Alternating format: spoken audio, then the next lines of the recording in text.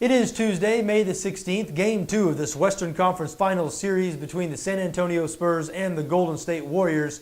What a Game 1 it was. Spurs building a big lead. They shocked everybody in that first half. The lead got to as big as 25 in the third quarter, but the Warriors came storming back, won the game 113-111 in a thriller. Big news coming out of the game, the injury to Kawhi Leonard, San Antonio's best player on both ends of the floor. He was undercut in the third quarter, went up for a jump shot. Zaza Pachulia undercut him. He landed on Pachulia's ankle, turned his ankle, did Leonard, the ankle that had been giving him problems. Remember, he was held out of Game 6 in the Spurs' last series against the Houston Rockets, a game the Spurs would go on to win. But in this game, when he left, the Spurs were not so lucky. Immediately after Leonard left, the Warriors went on an 18-0 run, and as we said, they were able to pull out the game 113-111.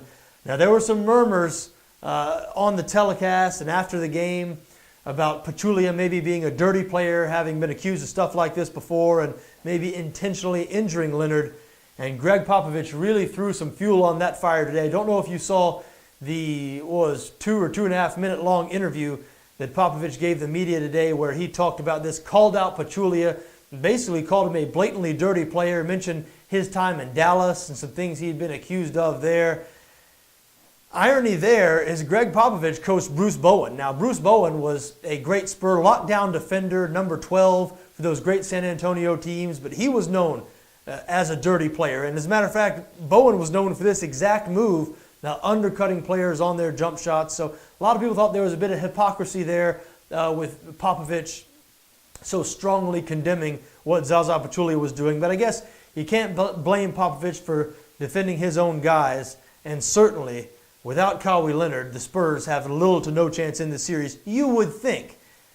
That being said now, the Spurs are 8-1 this year in 9 games they play without Leonard. And 7 of those 8 wins have come by double digits. One of those wins, Game 6 of their last series against the Houston Rockets, they closed out the Rockets in Houston, embarrassed them really, beat them by 39 points, and Kawhi Leonard was not there in that game. However, listen, I know they're 8-1 in 9 games this year without Leonard. I know they just beat the Rockets by 39. Mark my words. And Greg Popovich, he knows it well. And if you saw him in that interview today, if you saw how mad he was, and he was saying, do I think this gives us less of a chance to win? Do I think this hurts us?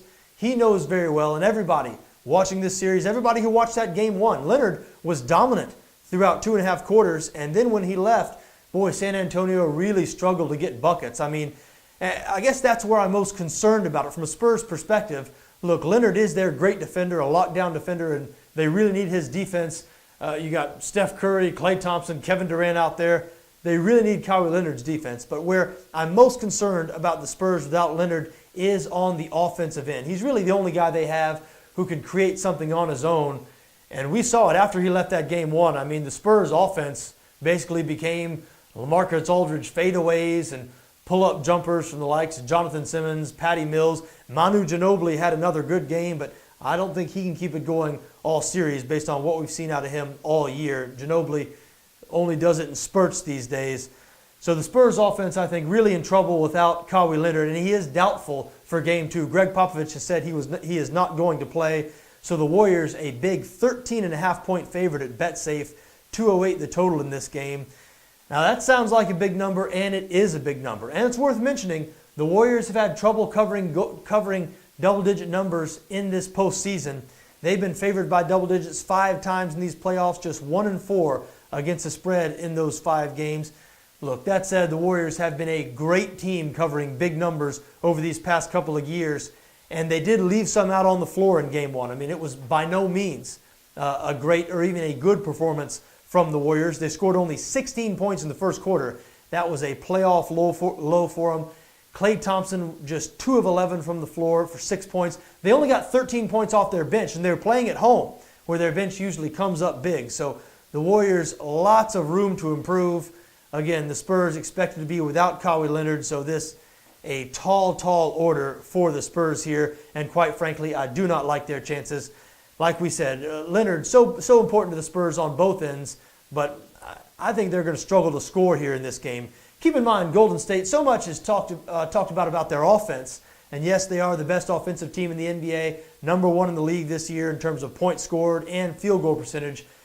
But not many people realize they were also number one in the NBA throughout the regular season in opponents' field goal percentage allowed. Just 43.5% the Warriors surrendered. So they're also an excellent defensive team. Now, sometimes opponents can score on them just because of the pace. They get up and down the floor. They shoot very quickly. So they give up some 105, 110-point games. They were best in the NBA in terms of opponents' field goal percentage. So they are tough defensively. And I think the Spurs are going to be very inefficient offensively in this game. And I look for a big performance from Golden State, as always. Look, Curry with 40 in Game 1, Durant with 34. I don't think Thompson is going to go 2 for 11 again. Wouldn't surprise me if we saw a much better performance from this Warriors bench.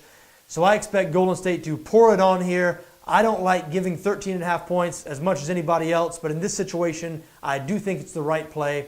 Warriors minus 13.5, my recommendation. I would also look at over 208, even though I think the Spurs are going to struggle to score. As we said, correction, I think they're going to struggle to be efficient on the offensive end, our San Antonio. But the Warriors, their explosive ability on the offensive end and how quickly they get it done, the pace to which they play, lots and lots of Golden State games go over 208. Wouldn't surprise me to see this one go over 208 as well. But the bet I like a little bit more, Golden State minus 13.5. Folks, I wish you best of luck no matter which way you bet this game, just so long as your interests don't conflict with my interests. I guess that means just so long as you don't take San Antonio and the points. Good luck, folks. Enjoy the game.